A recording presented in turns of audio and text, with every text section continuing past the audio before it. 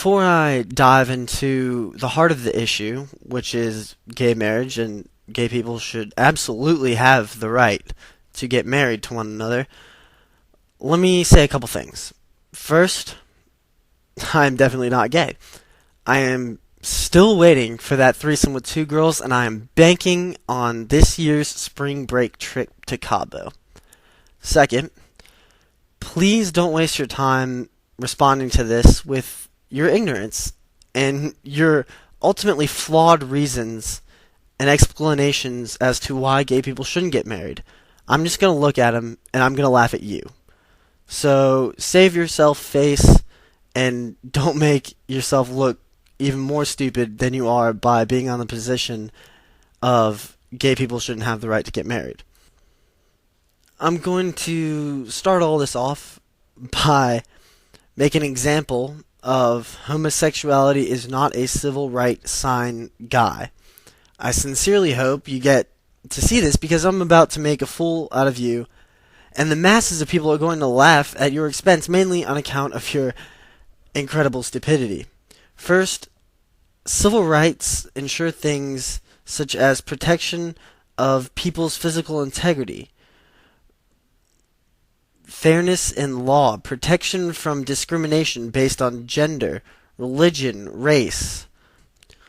What that should mean to you is this: the people you are riding against are actually the ones with the civil right protections from you, you unintelligent moron. As the segment goes on, you're going to realize a couple things about the anti-gay community in America. Well, it's actually global, so we're going to go with the anti-gay community globally. The first one is the majority of them are just extremely dim-witted and lack any critical thinking skills of their own. The second would be that they're just blind sheep who will listen to anybody and just do as they're told. And that's what this fine group of individuals is. They listened to what somebody said and decided to act on it, again, not thinking for themselves. The other blatantly obvious thing about the anti-gay community is they're religious people. They're, again, blind religious people. Those are the people who are, oh my God, we gotta go to church, we're God-fearing people, and this can't be right. It's wrong. Marriage is one man and one woman, and yeah, you sound ridiculous, you sound out of date, and you also sound, and we're coming back to this, dim-witted. Again, just plain stupidity. I decided to throw this cover of the book in there briefly because I don't remember ever hearing that God hated anybody. Who knows? I have to be wrong. There's no way I could be right because those God-fearing people of America know everything. I can't be right. There's just no way. This final picture was also taken at a anti-gay rally. I actually think that's a man of the church back in there.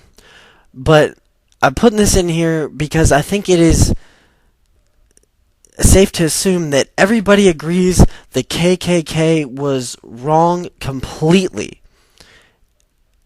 And the thing I don't understand is when you look at yourself in the mirror, how can you not see the resemblance of those people in yourself? Those people of the KKK were all about God, and things could not be wrong according to them. No way, no shot in hell. And look how it turned out for them.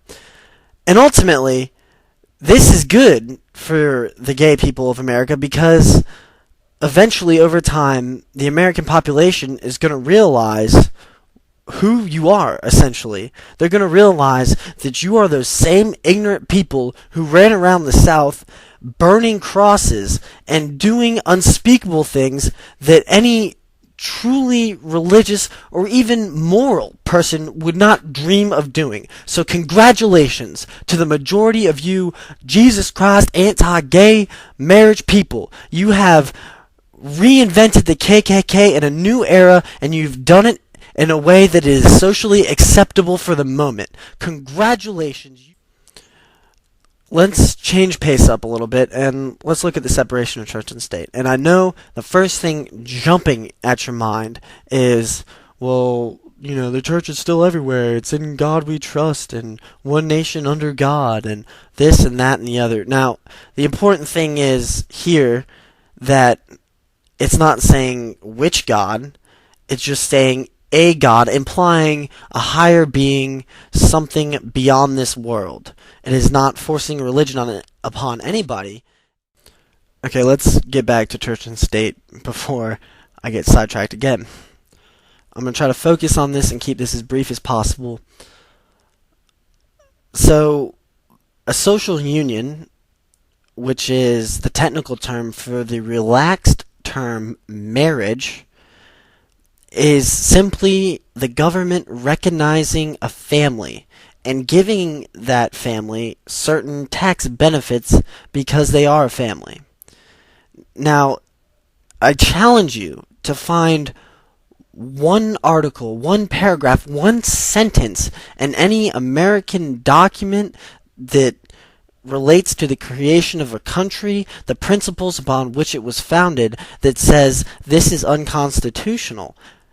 You're not going to find it simply because it does not exist. And the only explanation for the reason why this is not the common belief among American citizens is because of the reasons that I stated earlier.